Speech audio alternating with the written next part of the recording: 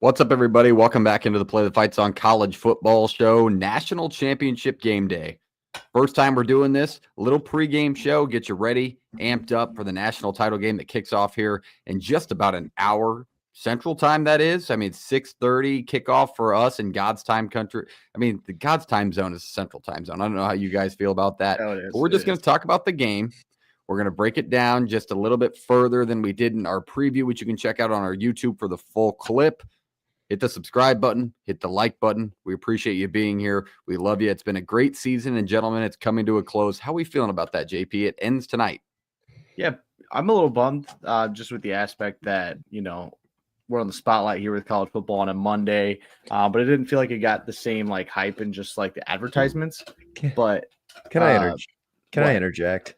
Go ahead. Just saying it's Monday. I didn't even make a slight. I just said it was Monday. No, it's not necessarily something you said, but I mean, it's kind of what people have been talking about. Like, that's how I wanted to start this show. Can we just throw out the BS of complaining about being in the middle of the NFL playoffs?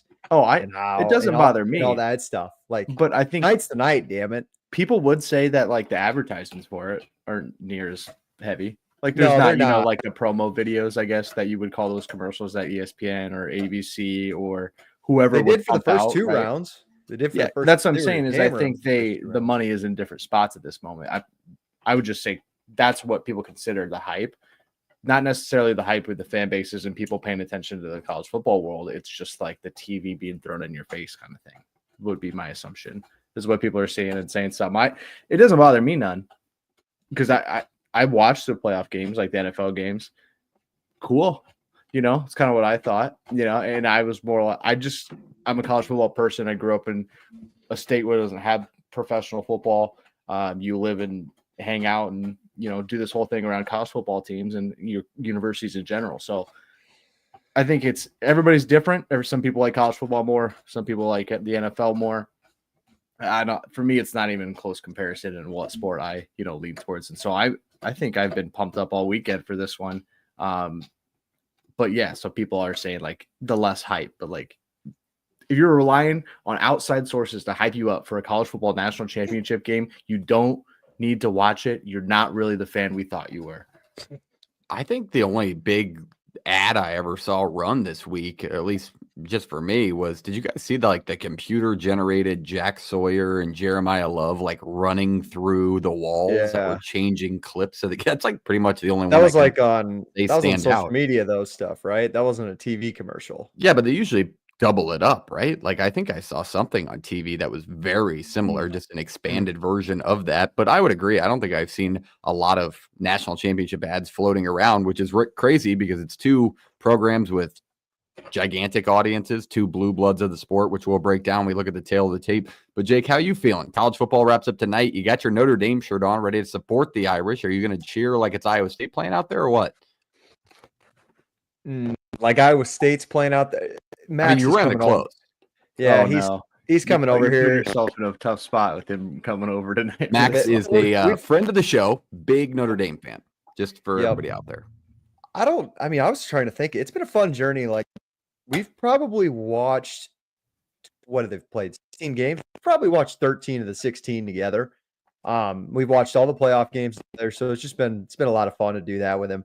I won't be cheering like it's Iowa State, but he's going to be getting into it. So I'm going to be pretty excited when I get some Notre Dame, like a big play or something like that. We were going pretty crazy for the Penn State game. It's pretty cold up there. You're not going to drive anywhere and get a Guinness and a pint. You're going to pour it out of the can again, aren't you? My Guinness is sitting right in my fridge, Jordan. I don't have to go anywhere. She's sitting there prime and ready. Well, this is first time we've done this. Anything. Yeah, I'm not a big fan of it, but I get why people like it. So do you guys want to know the backstory for it? It's the backstory of Guinness. You're the Irish. So backstory of the Guinness thing we started this year. It was after the Iowa State game. We went to a bar, watched A&M and Notre Dame. We're like, we got to drink a Guinness. Let's just make this a thing. We drink and it's going to be good luck. They go on and win, huge win. Clearly everybody remembers that. Following week, me and Max get together to watch Iowa State, Iowa. And we're sitting at home, game's about to kick off, and he goes, wow, shit, we don't have that Guinness. Who did Notre Dame play that week? NIU. I said, it's NIU. Don't worry about it. We'll be all right. We have drank a Guinness every Saturday that Notre Dame has played ever since. So we've been keeping it going. Or I guess before every game, we open it right at kickoff. You probably like Guinness at this point now. It's not terrible. I Toilet water. couldn't drink 6 of them. Now they say the best. So I've heard people. We're getting off tangent here, but I've heard people say the best beer they've ever had is a Guinness over in Ireland, like a fresh Guinness over. Once you ship that thing across, it completely changes the beer. You I can't don't give a but shit just where across I'm the in. ocean. There is no way a beer tastes better in Ireland than it does in the shower, in the airport. There is a list I don't of know. taste of beers. I don't know. I feel like I could hear that. It's like saying like a Coors Light's better at at the. I will say than it I've is had a like the Coors bar. Light at the the Blue Coors Moon. factory in What about Golden, Blue Moon? and it's You pour and it's Blue Moon fat- straight out of fantastic. that thing and throw an orange slice in it. It'll talk to you. I That's all I'm saying. couldn't agree more. So that's my I'd Notre take Dame journey this year. That's Dark- basically dark what's happening. beer is just not my strong suit. But with that, let's talk a little bit about the national championship game tonight. Not a lot of news rolling around that's going to be game changing, but what do you think of these two teams? Earlier this week, obviously media day happens. Pat McAfee sits down with both coaches at the same time, Ryan Day, Marcus Freeman, ask them, when you look at both teams on tape, when you watch the other team, what's 2 words that come to your mind, or a few words, or what do you think the guys are pitching in the room? Marcus Freeman says he thinks Ohio State looks disciplined and tough. Ryan Day says Notre Dame looks well coached and sound. They don't really beat themselves.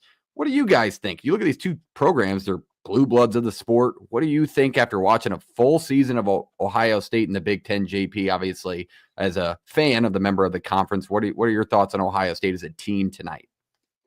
Yeah, I think a lot of it, I think it was more when they were struggling, they were trying to be something they weren't, and they were really working too hard to make something happen that, instead of going with the flow of a game, it was fighting against the current a little bit as a game would flow. And that's kind of where they struggled in some spots. The Oregon one, I really don't hold against them that much because that was back and forth. Like both teams were scoring, both defenses weren't stopping anybody. And it just ended up that way, right? Like just slide a second earlier, you kick a field goal, you got a chance to win the darn thing. But I think when they've been rolling, they've looked like the team we expected. And I think that's more so what I think of this Ohio State team is how talented they are and how they consistently show up. And it looks like have gotten better and maybe gotten closer as a team, as a unit. And like, that's tough to do in the transfer portal era with some big pieces being portal pieces, but to look how in unison they are right now, I think is a little bit scary. If you're on the other side of it, doesn't matter who you are in some spots. And so that's where I see out of them. But once that team started to feel like they're unified and together and everything, it got a little more dangerous for whoever was lining up on the other side. That's a really good place to put it. On the other side, Jake, you watch Notre Dame a ton. You just said maybe it's too many Guinness in you to describe this team, but what would you say overall in their season outside of that NIU game? What are 2 words or a couple of key things you would look at when you think of Notre Dame as a whole and what people will see tonight? Yeah, just a resilient team that's been able to plug and play Great guys word. throughout. A lot of injuries they've battled this year, and I don't want to beat the dead horse here. We've talked about all the injuries they've faced this season and how they just continue to have guys step up. Another tall task for Al Golden, and specifically the secondary of that defense tonight, going against an Ohio State offense and receiver room that just has wider NFL talent all across the board, like they do each and every single year, but feels a little different this year, right? Because they have a true freshman in Jeremiah Smith, who seems like for lack of a better term, once in a generation talent. I hate kind of using that word, but for all accounts, he feels like a top 5 pick if he entered his name tomorrow. So defensively, it's going to be a team that JP uses this term all the time. They don't play outside of themselves. They play within themselves. They know what they have. They don't have a first round top 10 NFL quarterback in Riley Leonard, but Riley knows what it takes to win football games. And he's really done a nice job playing within himself since the NIU game, then the Purdue game. And he went out there and he rushed for, God, what was it? You guys remember that? He rushed for like 200 yards.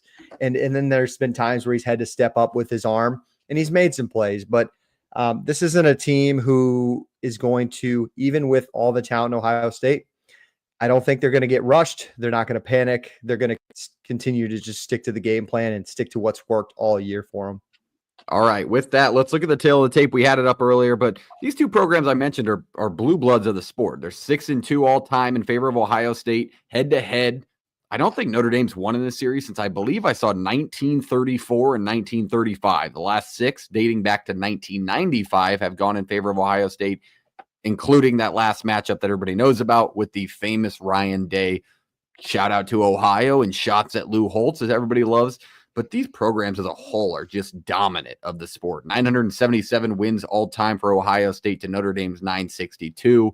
11 claimed national championships. Remember, these are claimed. Some schools claim a lot more than what they have. And Ohio State with 8. And then 7 Heisman winners apiece. So just 2 blue bloods of the sport. Do you guys think that's beneficial for newer fans or just kind of get acclimated or learn about these blue bloods? Or would you rather see new teams in the mix kind of as things go on with this 12-team playoff, JP?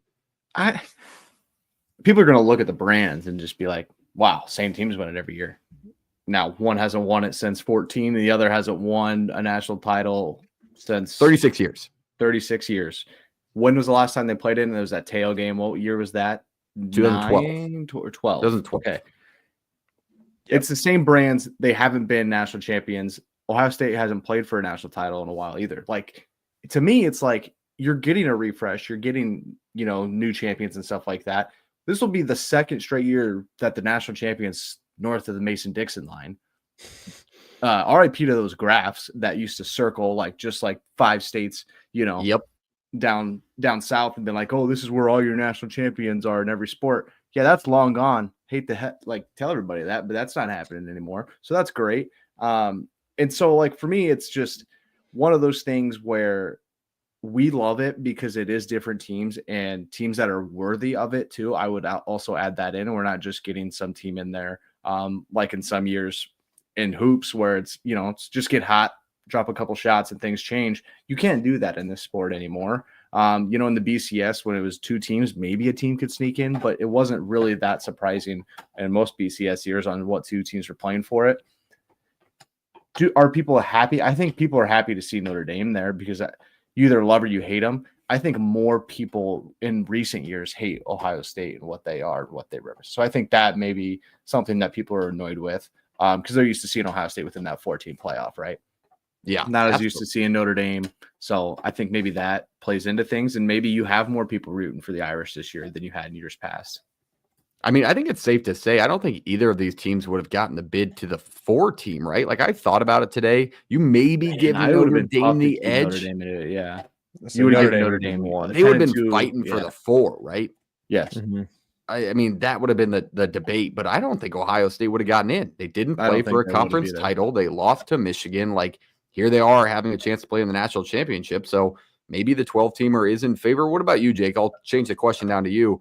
Would you rather see new faces in the mix, or are you cool with blue bloods? Obviously, we just talked about the timeline JP just fit for us, but in general, would you rather see kind of new teams in this mix? I know you said that you're not all in on the G5 having representatives. It's not that I'm not all in on the G5. It's just I'm realistic, and I don't see a G5 representative ever playing for a national title in a 12-team playoff. You got to win 3 games just Mark to get that there. down. January 20th. Mark it 15 down. minutes into this, marking it down. Yep. I'm good. I'll sleep at night. I don't know, what's the other option? Who look back to our semifinal, it was Penn State or it was Texas. Now we haven't seen neither of those 2 teams in numerous decades. So if you want to go new faces there, I guess they would have been new faces, but I mean the top 4 teams were Texas, Penn State, Notre Dame, Ohio State. Still all quote unquote, I don't know if you want to call them blue bloods, but these are perennial powerhouses in college Brand football names. that recruit on a national level, a top 10, 15 level each and every single year. We had a Big 12 title winner. We had a Big 12 representative in the national championship a few years ago. And obviously that's not how I want the national championship being represented in my sport.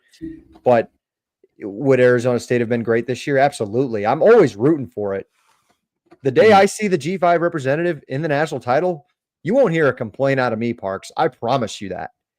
But as far as realistic expectations.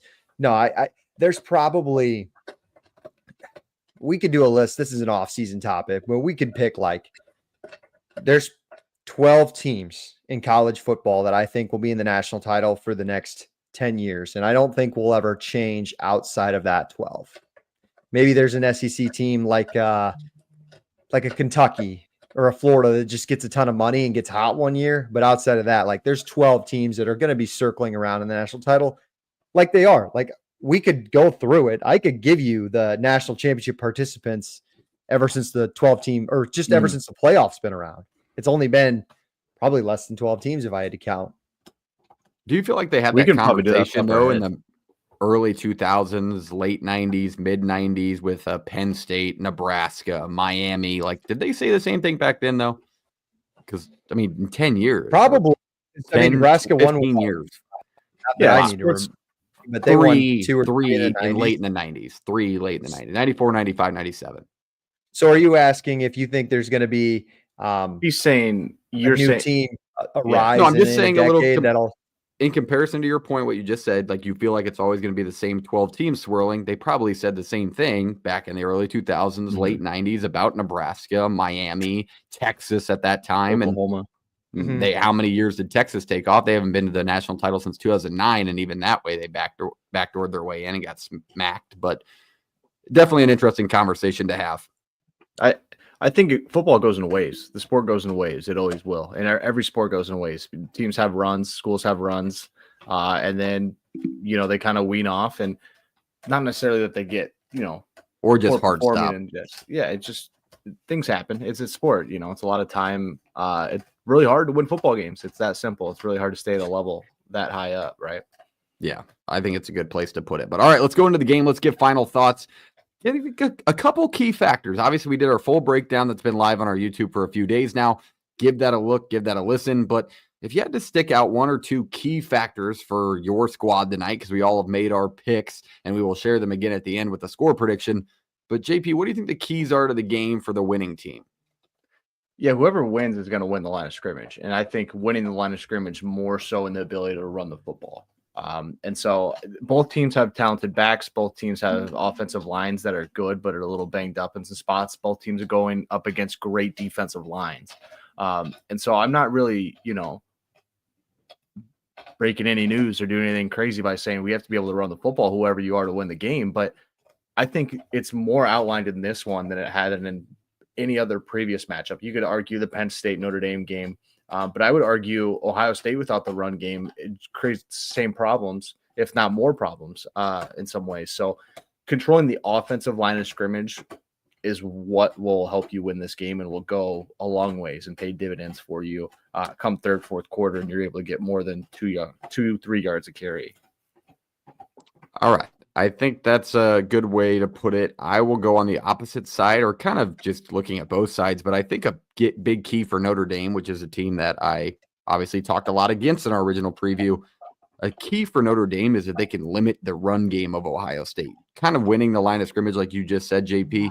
I think teams that have limited Ohio State within that dynamic duo they have with Travion Henderson, Quinshon Judkins have found great success, including Nebraska. Nebraska gets in a dogfight with them, loses by 4 points on the road when they have no business doing so as a 30-point underdog. They held Ohio State to just 54 yards. Michigan beats Ohio State in the shoe at the end of the season, held them to 67 yards rushing on 25 carries. If Notre Dame can do a similar thing tonight and make them rely on Will Howard's arm, all of a sudden we're going to get into a battle that pretty much nobody expects, including Vegas having Ohio State almost as a 10-point favorite. That would be my main key for Notre Dame. And on the other side, I think if you're looking still on the Notre Dame side, but on the other side of the ball, I think you have to have somebody stand out. Like on the outside, you have some good weapons, some guys that step up and made plays late in that Penn State game. But you're going to need a Faison deep pass, a deep play, something like that, where he's going to have to go for multiple catches for around 100 yards to stay relevant on the offensive side of the ball, because as much as we talk up this Notre Dame defense, this Ohio State defense is the exact same caliber with some more standout players on the back end with the injuries Notre Dame sustained. So I think a lot has to happen for Notre Dame, which is why I love their chances, but if they're going to increase in my mind, they have to have those two things. What do you think, Jake? I think the conversation all week has been, I think there's a lot of people who are nervous about another blowout in the national title because we've seen that up quite a few times this in the last five years or so. But I think to reassure anything, and I think to give some people hope, just for a good game in general, look at look at Ohio State and some of the teams that they've struggled with. And Parks, you made a great point. Nebraska was one of them. Michigan was one of them. Who represents those teams and the style of which they play better than what Notre Dame does? And it's smash mouth football. It's playing head to head, getting it to that low scoring kind of game. I'm really, really curious for the Ohio State side of things. Do they try to? There's no way they try the Michigan approach, right? Like, we're just going to assert our dominance. And like, they threw that away going into the playoff. It's going to be high flying. It's going to be counters on their runs. It's going to be taking those one-on-one shots with their players, Darnell or Jeremiah Smith, Carnell Tate, Emeka Egbuka, and things like that.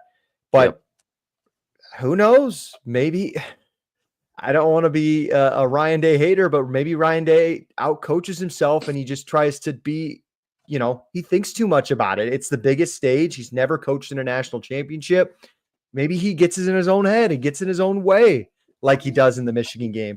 We'll have to wait and see. Only time will tell. But I think it's something to note just for those who are hopeful of maybe a good game or, because we haven't gotten a one-score game in a national title since I just had it pulled up. It's been, I think, at least 5 years.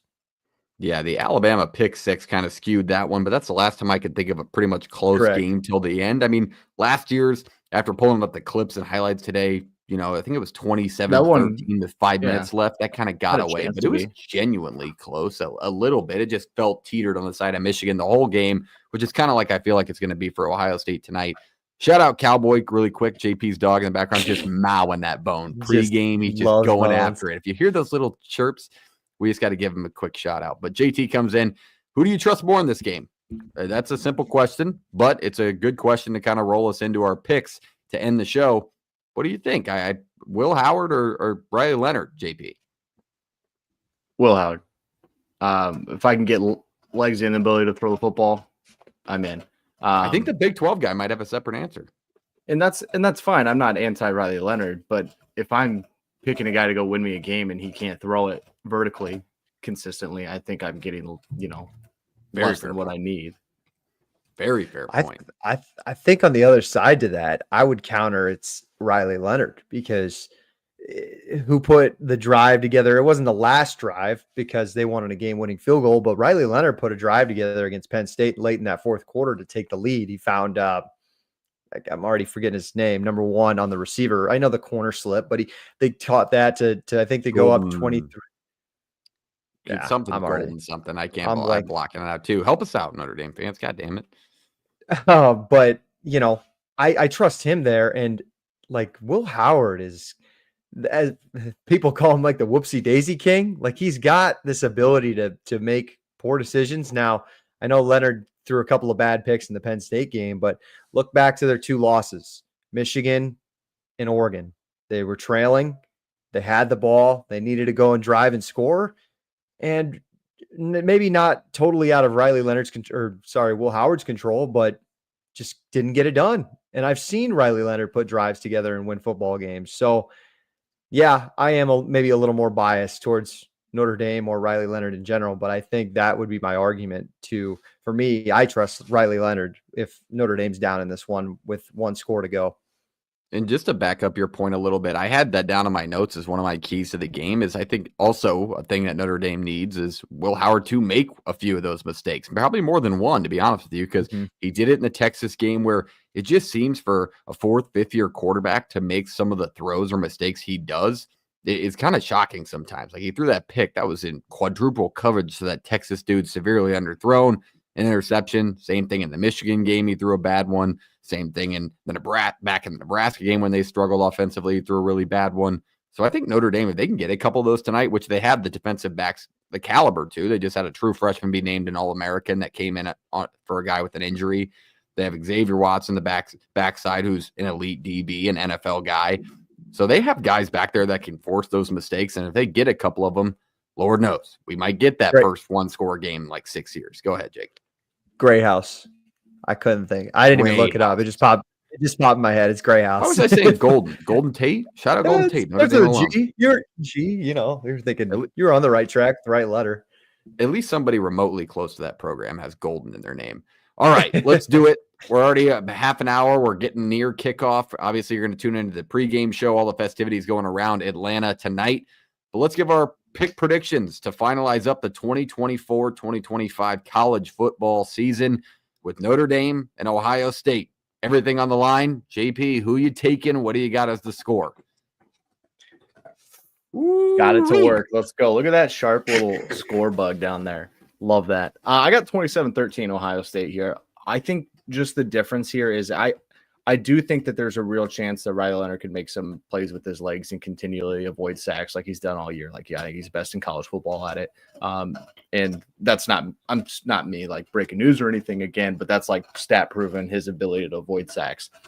But I think if he's going to have to, score more points and make sure that this team doesn't stifle drives and has a consistent offensive game plan throughout this, it's going to have to be get out of the pocket, avoid sacks, and hit somebody downfield for 10-15, right?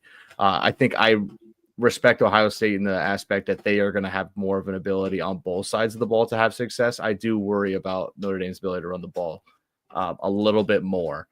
If you got a banged up running back and you got a defensive line in Ohio State that is just red hot right now. And again, I know I'm saying it from the Ohio State point of view because that's who I picked to win. I'm not saying it's going to be easy for Ohio State to get to 27. I'm just worried. Maybe this is exactly like Parks, you were talking about pulling something. It's 20-13 late. Riley Leonard throws a pick. If he ends up 27-13, put it at it. Like you got to make a play late. Things happen like that. So I want this thing to be close. I don't have this score prediction down because I don't think it's going to be close. I think it's going to be something late that turns it into a 2-score game. I think that's a great place to put a national title game because usually somebody at the end's trying to make too much happen and they can seal it with something crazy like a pick six. All right, Jake, give us your score prediction and who wins the game. Oh, baby, all on Notre Dame. You trying to play a fight song? Oh, he's playing. Shipping up to Boston, no copyright on YouTube. We're talking over it. It's shipping up to Boston, full Irish. He's all over the Irish. Tell us why. Well, it was because you're drinking Guinness. Yeah, is that your breakdown? That's true. It was a nice evening of conference championships. We had just had a great week of college football, and Max and I are the last ones awake. And I turned to him and I said, Notre Dame's winning the national championship. He says, you want to put your money where your mouth is? And both of us have Notre Dame futures on winning the national fucking championship. It's been a hell of a ride. Plus 800, I believe. Okay. They were fourth, I think, in odds. Just, I don't know. This team shouldn't even be here to this point. And now we've seen teams that maybe shouldn't be in the national championship, and the luck just kind of runs out, right? And they just get absolutely demolished and worn down. Absolutely. But this team is really resilient. And I think unlike that TCU team, this Notre Dame actually has the roster to do it. They have the depth. They have the recruiting. They have the coach. They have the players. It's why they're still here, and they got through a 12-team playoff. So 20-17 is exactly how Notre Dame has to win. Everyone's been talking about, Ohio State blowouts, and that there's no way we can imagine a Notre Dame blowout win. Probably true, but I want it to stay close too, just as a college football fan enjoying this game. I think 20-17, somebody gets the ball last to try and go and win the football game would be just a great way to end an awesome season. Yeah, I'm just pretty much hoping for a closer first half, keep people engaged. But I'm kind of with JP one where I think where a late score is going to put this one away. I got to go with the Buckeyes. I told you how much stuff goes on for Notre Dame or how much has to go on for them to stay relevant in this game. I just think how many weeks can we have a well-coached team beat a more talented team or a less banged up team? They've had to do it for 3 weeks now. Debatably 4 with how their season ended. When's it going to stop? Like, it just feels like at some point it's not a Cinderella story because they're talented, like Jake said, but it's teetering on the brink of one with how many injuries they sustained, especially with the caliber of guys. So I like Ohio State to win this one 34-13. I have it 27-13. I think at one point it'll be 20-13. Obviously, it won't be like a huge stretch for a margin of the game, but that last score, as Notre Dame tries to force something late to get it to one score, will be from Ohio State to just seal up a national title, give them their 9th, give Ryan Day one. Not that I want to say I'm cheering for Ohio State. I think there's kind of both sides. I saw benefits like Ohio State wins as a Big Ten member. The Big Ten looks great, but everybody kind of knows Ohio State's that team in the Big Ten. As a Notre Dame winner, it's kind of good for the game. Tells you that a $26 million roster may not be good enough. You don't have to have a $26 million roster to win the national title. You can have a pretty expensive roster. Well, guess what? Roster, but if Notre Dame wins this, they will have a $20 or $30 million roster because they get to keep all $20 million. So Notre Dame as long as you're giving some of that to the school, they'll let some of these kids in that don't necessarily have the academics as tough as getting Notre Dame. Yeah. It's a challenge, man. It's a challenge. It's hard, yeah. Like, it's no joke. That's not a slight to anybody or anything. I'm not smart enough to get into Notre Dame, and I'm like the average smartness. I got like a 23 in the ACT. I'm the average smartness. Smartness. Is that a thing? But our boy GA came in and said, I liked your bet, Jake. So he's all on Notre Dame tonight. But he's a Nebraska guy too, to my knowledge. So I was going to say, he said this comment too. Cheers to strong drinks and good football for all of us tonight. That's 100% true. Cheers to that. It has been an awesome season. This one feels like it's been one of the more fun football seasons in quite some time, just with all the parity and everything. And it's not because, my team won 11 games. Sure, that helped a lot, and you're cheering in your fandom. But I really, in all, it has been an awesome season. The bowl games were fantastic. The playoff got much better, and it's only going to get better. I'm not cynical, and I don't think that, we're going to get 8 SEC teams in the new 14-team playoff. Like, I just think we're going to adjust to this. We're going to reseed it better, and it's going to be better. And the transfer portal, as much as we want to complain about it, it's going to just continue to create more parity, and these teams are going to continue to be more well-rounded to play each other. So I think this was a great first year for the 12-team playoff. I think we're smart enough. We got smart enough people in the room. I hope that we're going to fix this and continue to make it better. But yeah, man, 2024/25 college football season's been fantastic. Anybody got like a favorite moment, maybe outside of your making a bowl game and winning it? Yeah. See, don't tell me the Pinstripe Bowl was the best highlight of your year. Good football game. Good team, good brand, little rebirth. But I don't know. I was thinking about that today too. I was, you go first and let us. We'll have a full episode on this too. We will. We will. A long off season. We'll still be here, by the way. The feeling that I had, since we've really done this for a full year, the feeling I had watching that Georgia-Alabama game late September was I hadn't watched as fun of a football game as that's been in quite some time. And now that was the perception, thinking those two may play each other in the national championship again. I thought that maybe at the time, and clearly that didn't turn out to be, especially for Alabama. But that was just, at the time, I just thought we were watching like two of these powerheads just battering Rams collide and just a back and forth. And that was like, this is why the crowd was amazing. It was like, this is why we cover this sport. This is why college football is so amazing. Yeah, that's a fair game to throw out there. Any games that stick out to you, JP? Man, just the Big 12 in some aspects, right? Colorado, Baylor. That was a big one. I say it doesn't have to be a game either. Just like if something comes to mind with this year and just the sport. There's been some good. We'll look back on this year and we'll kind of look at the quarterbacks within it and be like, that was kind of a year where the running back and some of the receivers really changed the sport in some ways. It's not going to be these big name quarterbacks that did a ton of it. I think you'll talk about it, but it will be one of those years where you look back and the superstars aren't the ones under center in a lot of spots. And I think that tells you a lot about the sport and where it's headed. This is a great poll from GA. That night where it wasn't just Vandy and Bama. I think that was the week Ole Miss lost to Kentucky too, right? That there were a lot of upsets as well, but that was a good one. I think when you look at how the Pac-12 acclimated to the other spots of college football, it's a pretty cool story. I mean, you have Oregon that was one of the last undefeated teams. USC, UCLA competed way more than people thought. You look at the other half. Cal competed well in the ACC, was really nationally relevant for a few weeks there. And then, I mean, Stanford stole a couple of ones from ACC members that probably weren't expected. And then Arizona State in the Big 12 goes in and wins the son of a gun. So I think how well they went into their other conferences, probably more than people would say overall, was pretty cool for college football and kind of got the Pac-12 their old respect back, because it was really a conference that was so late night and forgotten. It was Pac-12 after dark, and then all of a sudden they would roll out a team in the playoff or a team in a New Year's Six game and just debilitate somebody. So I think funny. that was cool. They also, on the other end, they have to be kicking themselves. Like, how great would the conference have been this year?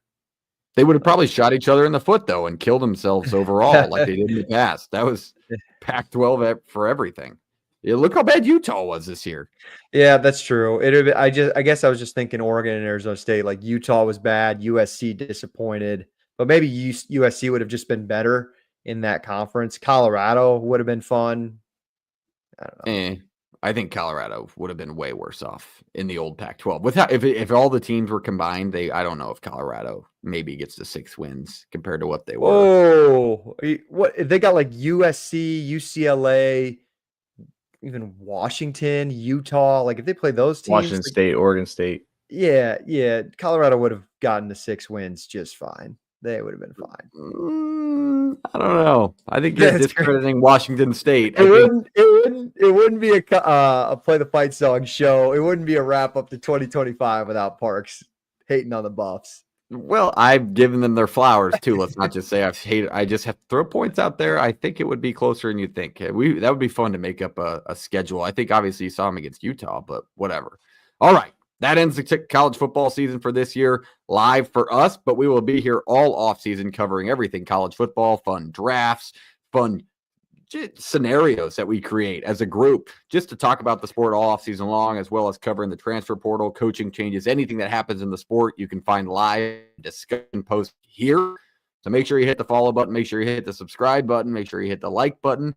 And quick shout out to our presenting sponsor, No Rivals, shopnorivals.com. Use the code PTFS at checkout for all your premium collegiate headwear. Your team wins a national title, might as well buy a hat from some other team to support them, because they're adding teams by the day. But check them out today at shopnorivals.com. With that, it's been an honor, gentlemen. Kickoff's here in about 20 minutes. So I'll let you get your wings heated up, get your dinner set, get your TVs on, turn the volume up, turn the lights out. We love you. We'll see you next time. Jake, take us away. It's time to go drink some Guinness. Let's play it.